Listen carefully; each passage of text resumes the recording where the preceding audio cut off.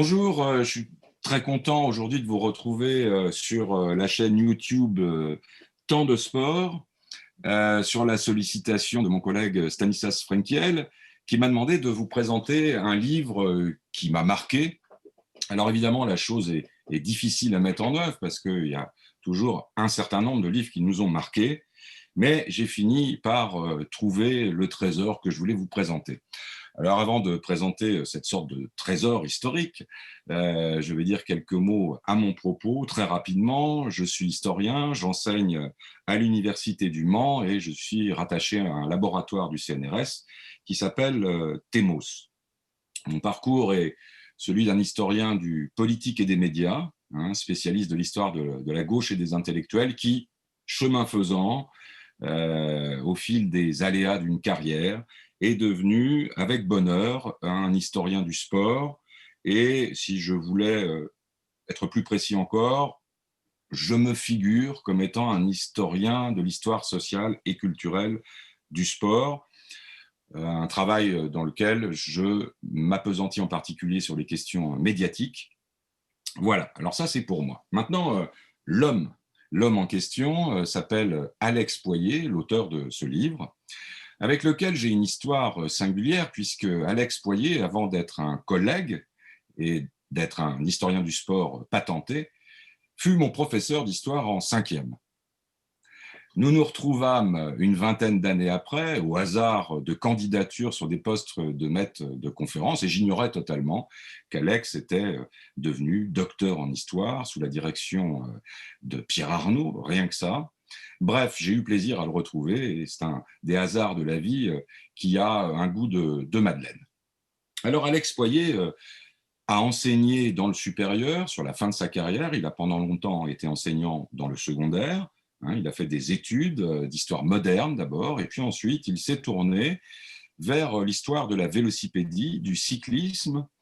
qui était situé pour lui à la charnière de sa curiosité toute historique et intellectuelle, et puis du goût qu'il avait lui-même, ou qu'il a lui-même toujours, qu'il me pardonne s'il regarde cette vidéo, pour le vélo, et en particulier le cyclotourisme. Alors, Alex Poyet est aujourd'hui à la retraite, toujours actif. Avant même de montrer son livre, je vais signaler qu'il a publié tout récemment un article dans Sciences sociales et sport sur les figurines cyclistes. Il a participé à un de mes derniers ouvrages sur l'histoire des politiques municipales des sports. Donc c'est un homme qui est encore vif et toujours brillant. Alors, au tournant des années 2000, Alex Poyet a donc soutenu sa thèse sous la direction de Pierre Arnaud, qui, vous ne l'ignorez sans doute pas, a joué un rôle absolument déterminant dans l'histoire du sport. Une thèse qui portait sur l'histoire sociale des Vélos Clubs, c'est-à-dire ces sociétés, puis ces associations après 1901, qui ont installé dans le paysage hexagonal la mode de la vélocipédie et qui ont servi de racine première, avant même l'Union vélocipédique que vous connaissez, l'UVF de 1880, qui ont été la racine première du déploiement des passions vélocipédiques de la belle époque. Cet ouvrage, cette thèse, pardonnez-moi, a été publiée en 2003. Alors, je vous la présente ici, plein écran, les premiers temps des Vélos Clubs, avec ce sous-titre portant sur la diffusion du cyclisme dans la France, de la fin du Second Empire jusqu'à la veille de la Première Guerre mondiale. Cet ouvrage, qui est pour moi un ouvrage de référence vers lequel je me retourne toujours, ou presque toujours,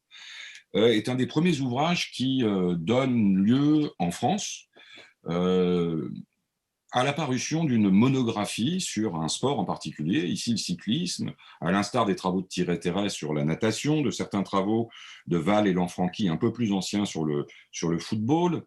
est une des premières monographies par sport. Et ce faisant, elle est marquante, car au moment où elle sort, même si c'est en 2003, elle sort sur la base d'une thèse qui date de 2000, et à bien des égards, on est encore à cette époque-là, c'était il y a 20 ans, dans l'enfance de l'histoire du sport. Et donc, la contribution d'Alex Poyet au travers de cette thèse et de cet ouvrage a été tout à fait déterminante. À noter d'ailleurs pour les curieux et d'éventuels masters qui feraient de la recherche en histoire, que la thèse intégrale est disponible sur Internet et qu'on y trouve des ressources et des richesses qui, évidemment, ne sont pas présentes dans la version éditée en 2003 chez l'Harmattan. Alors, il s'agit ici d'un ouvrage qui synthétise ce doctorat et qui est, et c'est en cela qu'il est ce travail impressionnant et marquant, et encore aujourd'hui totalement utile, il est appuyé sur un impressionnant appareil documentaire. Alex Poyet a travaillé en écumant les archives départementales, tout un tas d'autres lieux où des ressources documentaires lui ont permis, au terme d'une investigation monstre, digne d'une thèse d'Ancien Régime, de dresser un portrait total de l'histoire, de la naissance, de la vélocipédie compétitive et touristique en France. Donc c'est vraiment un livre marquant de ce point de vue-là, car c'est un modèle d'investigation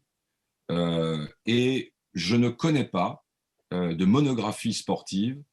fondée aujourd'hui en France sur un tel capital archivistique. Donc c'est vraiment, à mon sens, la première chose marquante, l'importance, la portée de cette investigation et, in fine, le courage d'Alex Poyet au moment de voyager et d'exploiter ces ressources. Alors, Alex Poyet n'a pas été le premier avec cet ouvrage à nous parler de l'histoire du vélo, du cyclisme. D'autres s'y étaient aventurés ou étaient en train de s'y aventurer. Catherine Berthaud-Lavenir, Georges Vigarello avaient publié un fameux papier sur le Tour de France dans les lieux de mémoire. Philippe Gaborio avait commencé à publier. Mais la particularité de l'ouvrage d'Alex Poyet est précisément de nous faire entrer dans une histoire sociale du sport au travers de l'exemple de la vélocipédie qui jusqu'à présent n'avait pas été investigué. Ce livre est un modèle du genre sur le plan de la recension documentaire, mais il l'est aussi au titre du travail d'investigation et de restitution de cette investigation. Il y a quelque chose qui est particulièrement marquant dans l'ouvrage et dans les travaux d'Alex Poyet, c'est une dimension que je vais vous montrer à l'écran, qui est une dimension cartographique, avec la distribution des sociétés et des associations vélocipédiques, une dimension restitutive au travers de longues listes de nombre de sociétaires, de nombre de sociétés par département, qui nous permettent de voir pour la première fois dans l'histoire du sport véritablement une image hexagonale du déploiement d'un phénomène sportif vélocipédique qui a cette particularité, et c'est aussi en cela que le livre d'Alex Poyet est essentiel, d'être le cheval de Troie de la popularisation du sport.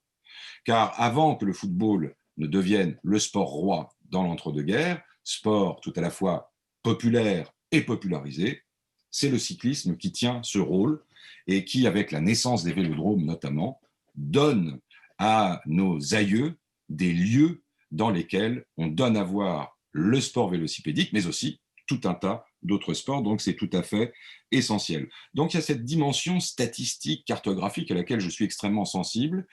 un peu oubliée peut-être aujourd'hui par les historiens, à mes yeux à tort,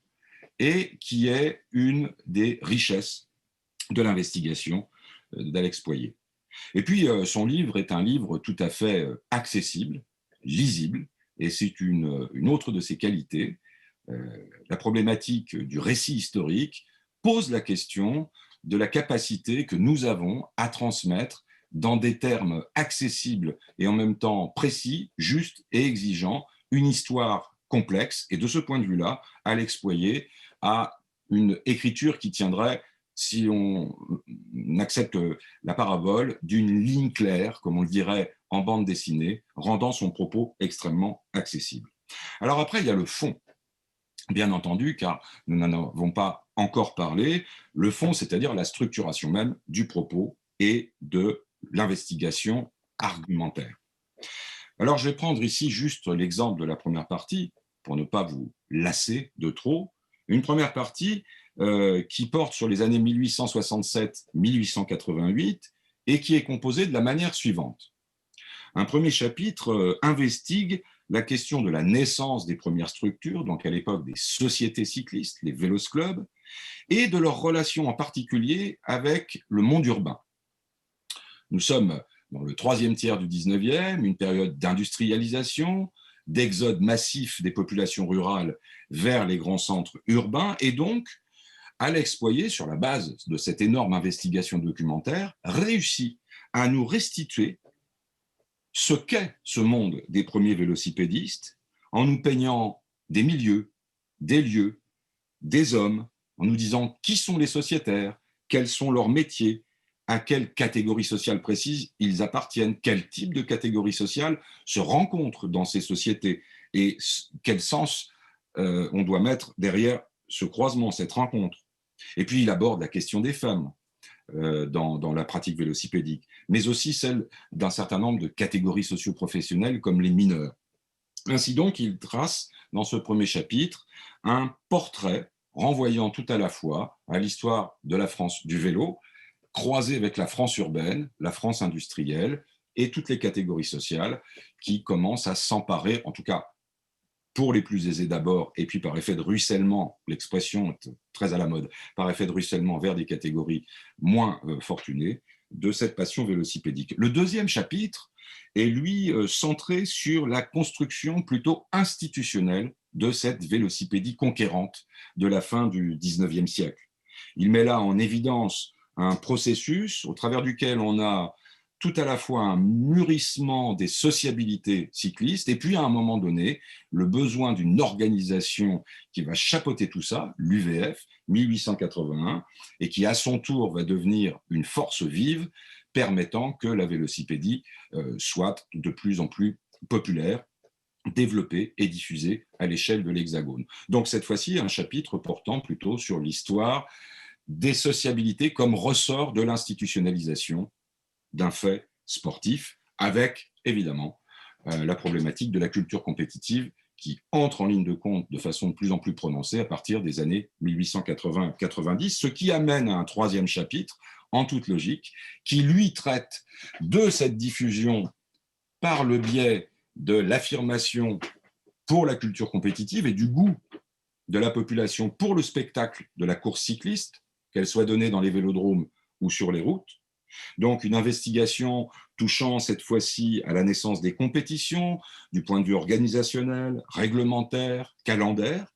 et puis dans un deuxième temps, ce qui renvoie au goût d'Alex Poyet pour cette dimension-là, mais qui est, du point de vue historique nécessaire, un focus sur l'histoire du tourisme comme un levier de développement de la vélocipédie qui permet d'appréhender la diffusion des pratiques sous un autre angle, spatial, social, et nous permet au final de la compétition aux usages plus ludiques de la vélocipédie d'avoir une image très complète de la manière dont ce phénomène est né et s'est déployé entre les années 1860-70. Et il en ressort au final, comme de tout le livre, une véritable peinture de ce phénomène vélocipédique si essentiel dans l'histoire du sport, dans une périodisation à 3 temps, donc cette première période, puis une période courant jusqu'aux années 1900, et enfin une période allant du tournant des 2 siècles jusqu'à 1914, jusqu'à ce temps où la vélocipédie vit un plein âge d'or. Voilà. Tout ça m'amène à dire que cet ouvrage est un ouvrage absolument essentiel, indispensable. Il a beau avoir 17 ans, il n'a pas pris une ride. Alors certes, le papier et la couverture jaunissent un petit peu dans nos bibliothèques, mais c'est un ouvrage pour les passionnés de vélo, pour tout historien du sport en herbe, qui mérite d'être acheté, feuilleté, lu, et qui restera, à mes yeux, une somme tout à fait essentielle, pour 2 raisons au moins. D'abord, l'exigence de la démarche d'Alex Poyet, qui est un modèle du genre, me semble-t-il, et d'autre part, l'importance de sa contribution à l'histoire du sport, puisque nous sommes nombreux, aujourd'hui encore, à nous tourner vers le travail d'Alex Poyet, car il nous donne à voir dans son ensemble un paysage sportif, dans le cas du cyclisme, qui n'a pas toujours été mis à jour pour les autres pratiques. Et donc, de ce point de vue-là, c'est un archétype, un modèle vers lequel nous nous tournons pour essayer de nous nourrir, de nous stimuler, de nous enrichir. Alors, bien sûr, il y a une énorme bibliographie sur l'histoire du cyclisme, avec de très bons livres, des livres indispensables, mais à mes yeux, la contribution d'Alex Poyet sort du lot avec quelques autres et a été un élément essentiel de rupture aussi